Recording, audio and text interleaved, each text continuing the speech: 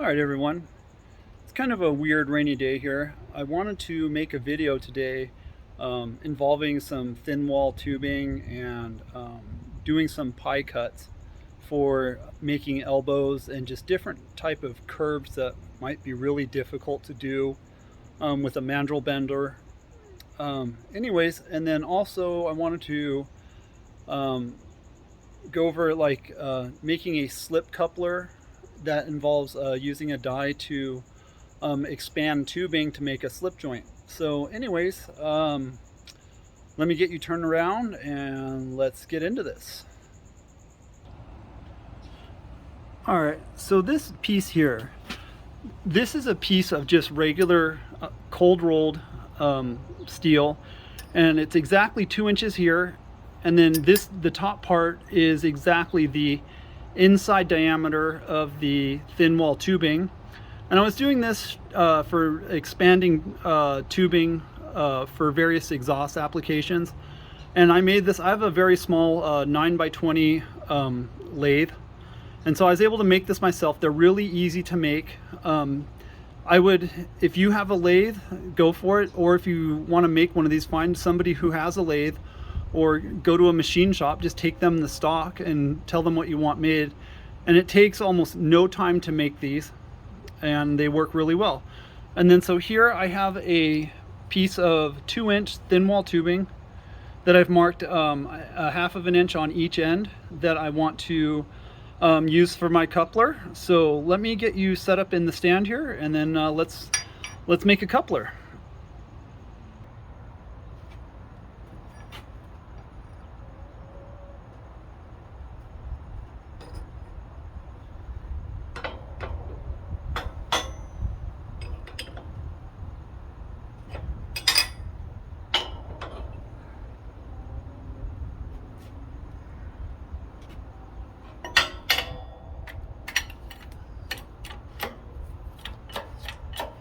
So what's going to happen is here is once I ride up over the shoulder, I'm going to bring my mark to where the shoulder is, and then that should be good. By the way, you don't need a press this big. This is just happens to be what I have. You could probably get away with a smaller press from Harbor Freight. That would probably work really well.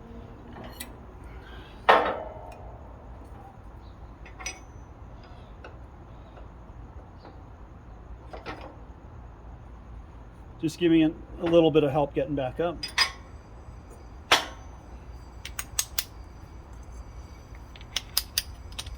I'll take this here, and we'll flip it over, like that.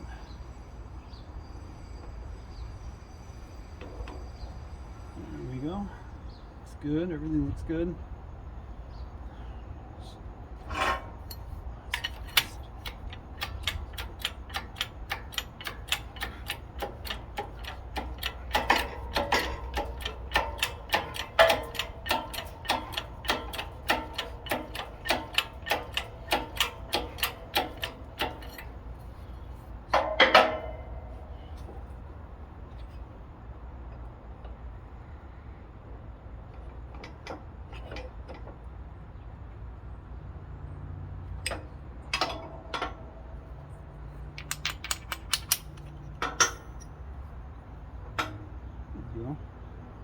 So that'll show up on the camera.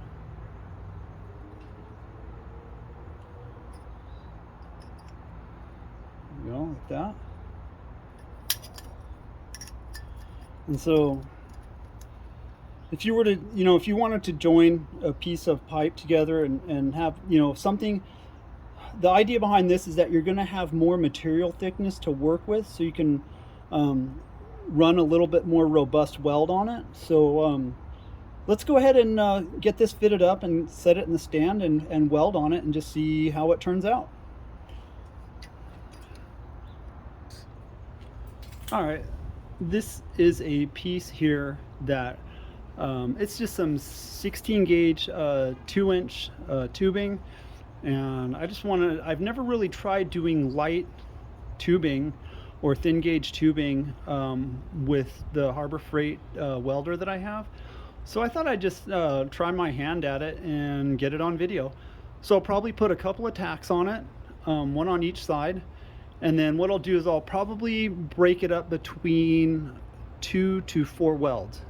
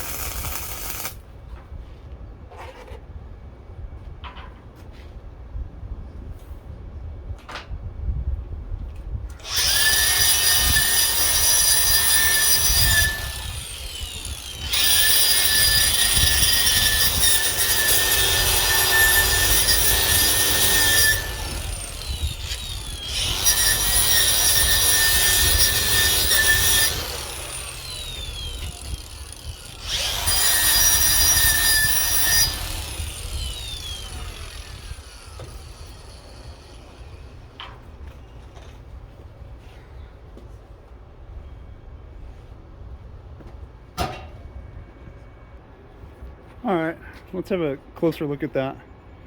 It is a lot harder than it looks to run a really decent bead all the way around. On 16 gauge, I blew through, I don't know if you can see that, right there. And so I kind of had to tic-tac it to fill it. And then it kind of opened up, started opening up. Hang on my camera.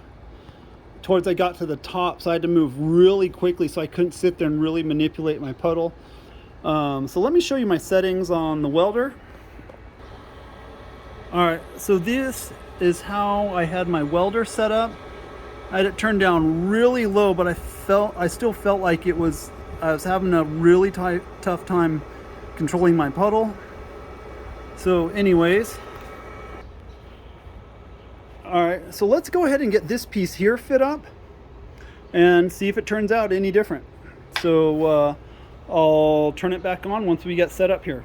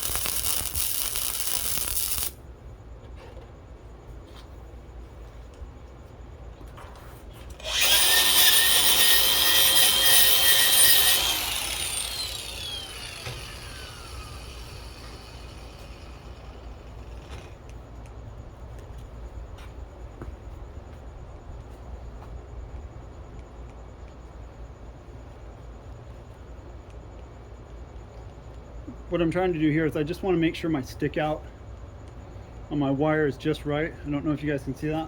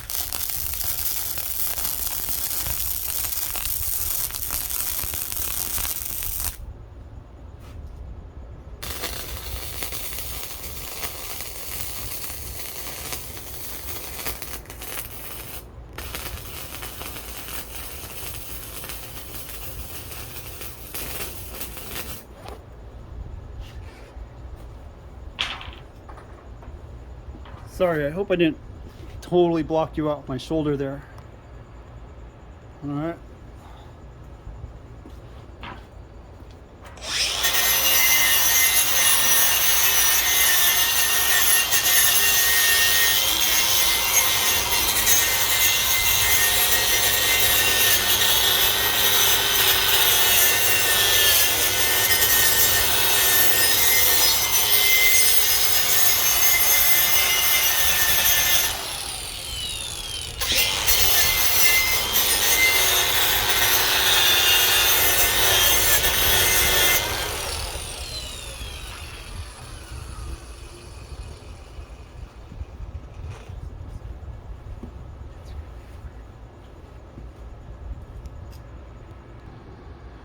All right, that's still pretty boogery. I didn't really take the time to practice off camera or anything like that. This is pretty much as organic as it gets. There's a couple of sweet spots in there, but I feel like this one kind of turned out way better.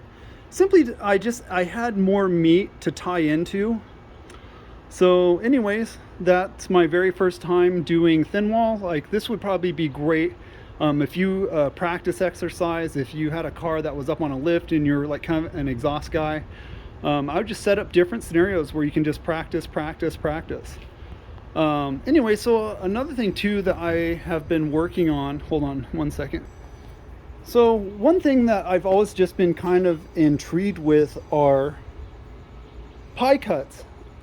This is some heavy wall tubing. It's probably 1/8 inch or so.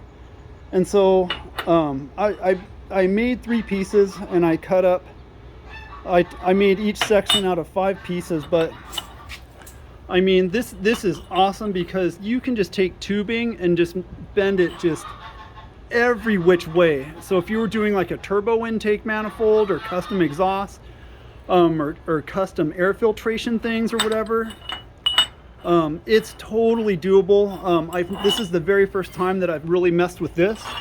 And so if you were to try to do this, I would just recommending just taking some time and just making rings. Just make more rings than you need. So this way, if you you know, so it makes it easier to just get some blonde masking tape to just kind of tape them up. Get a Sharpie so you can just mark, you know, just mark little reference points so you can do your fit up and make sure everything lines up. Like, just check your gap between the other components and whatever you're doing this in. And so what I'll do is let me show you how I made my rings. All right, so this is my bandsaw.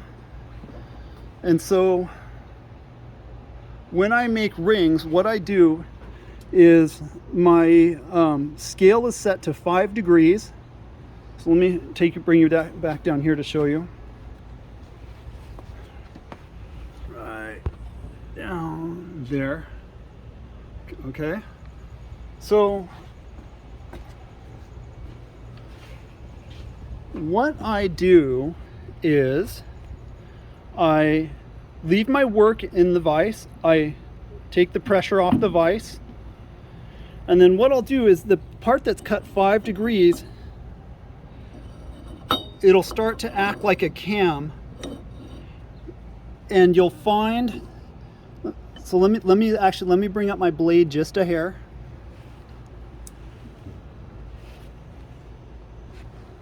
So as you spin your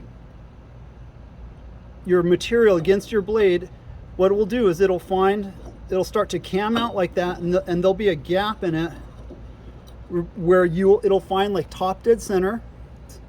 So what you do is then bring up your blade, and you can practice this principle with any saw. And then just bring it barely past so it's resting on the backstop, just like that. Go ahead and lock it in.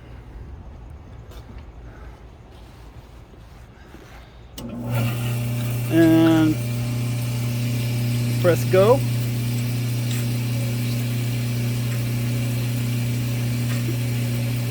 This is going to take a minute. It's a brand new blade, so I'm kind of going through the break-in process. So that just means I just cut really, really slow, slower than normal. It'll probably take it'll take a few minutes.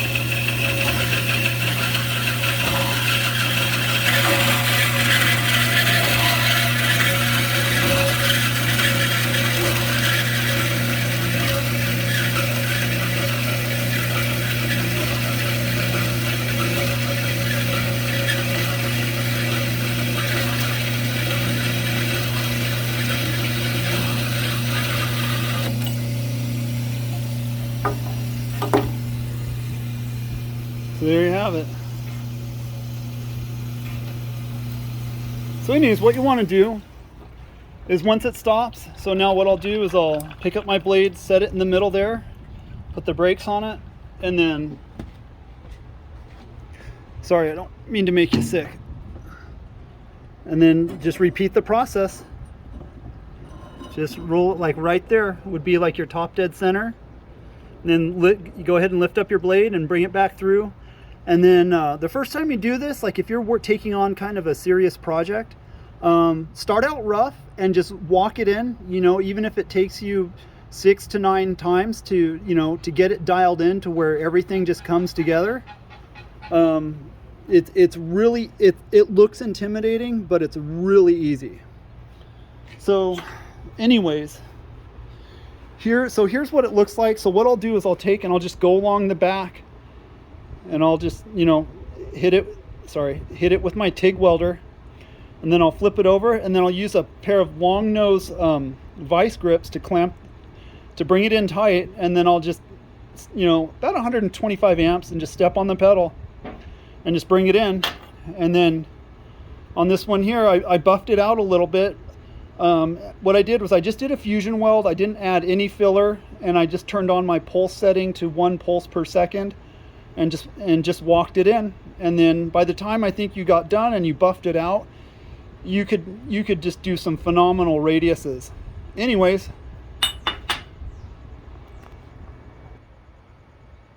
all right, well, I hope you were able to find that useful. Anyways, I hope it helps out. You know, just get out there and create, and just do your best. You know, you got to start somewhere. So anyways, I will see you on the next one. Peace out.